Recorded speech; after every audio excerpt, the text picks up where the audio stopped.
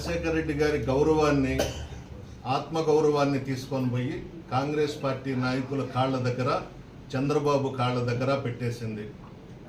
ఎందుకు ఆ నిర్ణయం తీసుకునిందో అర్థం కాని పరిస్థితి.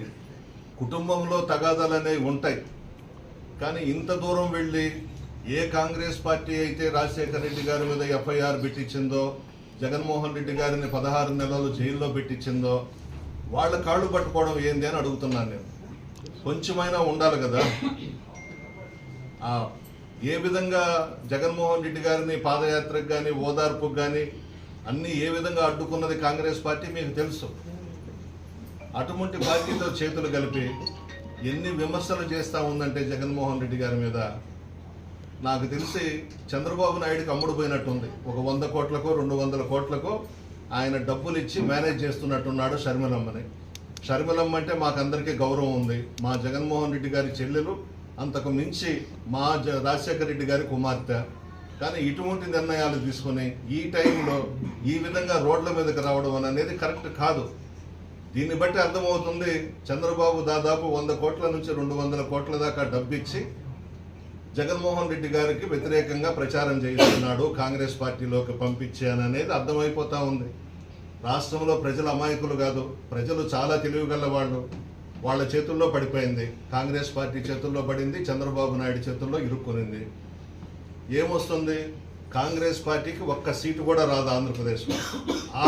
చివరకు షర్మిలకు కూడా డిపాజిట్లు కూడా రావు. వచ్చే సమస్య లేదు. కాంగ్రెస్ పార్టీకి ఎందుకు ఓట్లు వేస్తారు? రాష్ట్రాన్ని చీల్చేసిన పార్టీ కాంగ్రెస్ పార్టీ. ఆ రోజు రాష్ట్రం అంతటా కూడా సమైక్యంగా ఉండాలని అందరం రోడ్ల మీదకి వచ్చాం. కానీ సోనియా గాంధీ మన రాష్ట్రాన్ని చీల్చివేసింది. ఇది ఇంకా ఆంధ్ర రాష్ట్ర ప్రజల మనసులో నుంచి పోలేదు. సోనియా గాంధీని కానీ, కాంగ్రెస్ పార్టీని కానీ ఈ రాష్ట్రంలో ఆశీర్వదించేది లేదు, దగ్గరకు రానిచ్చేది లేదు. సంక్షేమ పథకాలకు శ్రీకారం చుట్టి పార్టీలు కులాలు చూడకుండా 2,75,000 కోట్లు ప్రజలకు ఇచ్చాడు. అవే మా గెలుపుకు శ్రీరామ రక్ష. అవే మమ్మల్ని గెలిపించబోతా ఉన్నాయి. షర్మిలమ్మను చూసో, చంద్రబాబును చూసో, పవన్ కళ్యాణ్ చూసో ప్రజలు దగ్గరకు రానిచ్చే సమస్య లేదు. ఎందుకు ఈ పని చేస్తుందో అర్థం కాని పరిస్థితి. ఈమె పాదయాత్ర చేసింది, 3,300 కిలోమీటర్లు పాదయాత్ర చేసి ఆ రోజు కాంగ్రెస్ పార్టీని విమర్శించావు, చంద్రబాబుని విమర్శించావు. ఈరోజు వాళ్ళు నీకు ముఖ్యమైపోయినారు, మీ అన్న కన్నా కూడా. ఏం తప్పు చేశాడమ్మా మీ అన్న? ప్రజలకు సేవ చేయడం తప్ప, ఇన్ని సంక్షేమ పథకాలు పార్టీలకు అతీతంగా ప్రజలకు అందించడం తప్పు చేశాడా? ఏమి చూసుకొని నువ్వు కాంగ్రెస్ నాయకురాలు సోనియా గాంధీ కాళ్ళు పట్టుకున్నావు? ఏమి చూసుకొని నువ్వు చంద్రబాబు నాయుడు కాళ్ళు పట్టుకున్నావు? నిన్ను విమర్శించాలంటేనే బాధగా ఉంది. ఎందుకంటే మా నాయకుడు కూతురువి, మా అన్న చెల్లెలివి, మా జగన్మోహన్ రెడ్డి గారి చెల్లెలివి. బాధేస్తా ఉంది ఒక పక్క. అయినా విమర్శించక తప్పదు. నోరు అదుపులో పెట్టుకో, మాటలు తగ్గించుకో.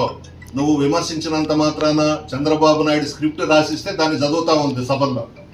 ఆయన ఏమి తిట్టమంటే అది తిడతా ఉంది మా నాయకుడిని. ఇవన్నీ కూడా ఏమీ చేయలేవు. వృధాగా నీ ప్రయాసంతా వేస్ట్. నువ్వు ఏమీ చేయలేవు. నీ మాటలు ఆంధ్ర రాష్ట్ర ప్రజలు నమ్మే పరిస్థితుల్లో లేరు. ఎలక్షన్స్లో మా నాయకుడే ముఖ్యమంత్రి కాబోతా ఉన్నాడు ఈ రాష్ట్రంలో. ఎవ్వరు కూడా ఏమీ చేయలేరు. నువ్వు కాదు కదా, చంద్రబాబు కానీ, పవన్ కళ్యాణ్ కానీ, సోనియా గాంధీ కానీ, రాహుల్ గాంధీ కానీ ఎవ్వడు కూడా మా నాయకుడిని ఏమీ చేయలేరు. కానీ ఇప్పటికైనా అర్థం చేసుకో. తప్పు చేస్తా ఉన్నావు షర్మిలమ్మ, చాలా పొరపాటు చేస్తా ఉన్నావు. ఇప్పటికైనా మనసు మార్చుకో. తిట్లు తిట్టడం మానుకో. తప్పు చేస్తా ఉన్నావు. చంద్రబాబు ఏది రాసిస్తే అది చదువుతా ఉంది. అంతకన్నా మించి ఇంకొకటి లేదు. ఎందుకు నీకు ఏం అవసరం? మీ అన్న సీఎంగా ఉన్నాడు కదా, ఏమి ఇంట్లో కూర్చోలేవా? నీకు కూడా పదవులు కావాలన్నా? అదే నీకేదో ఒక పదవి పారేసి ఉంటే నువ్వు ఇంట్లో ఉండేదానివి కదా. పదవి ఇవ్వలేదని నువ్వు ఈరోజు జగన్మోహన్ రెడ్డి గారి మీద ధ్వజమెత్తుకొని ఉన్నావు. తప్పు చేస్తా ఉన్నావు. ఇంకైనా నీ వెధవ రాజకీయాలు మానుకో. ఇంకా కూడా తిట్టగలం మేము, కానీ రాజశేఖర రెడ్డి గారు కనబడుతున్నాడు, మా జగన్మోహన్ రెడ్డి గారు కనిపిస్తున్నారు కాబట్టి ఇంతకు మించి నిన్ను తిట్టలేకపోతున్నాం. తిట్టలేము కూడా. ఇప్పటికైనా బుద్ధులు మార్చుకుని దయచేసి ఇటువంటి వ్యవహారాలు చేయకుండా, మాటలు మాట్లాడకుండా ఇంట్లో కూర్చుంటే మంచిదని చెప్పి షర్మిలకు సలహా ఇస్తున్నారు.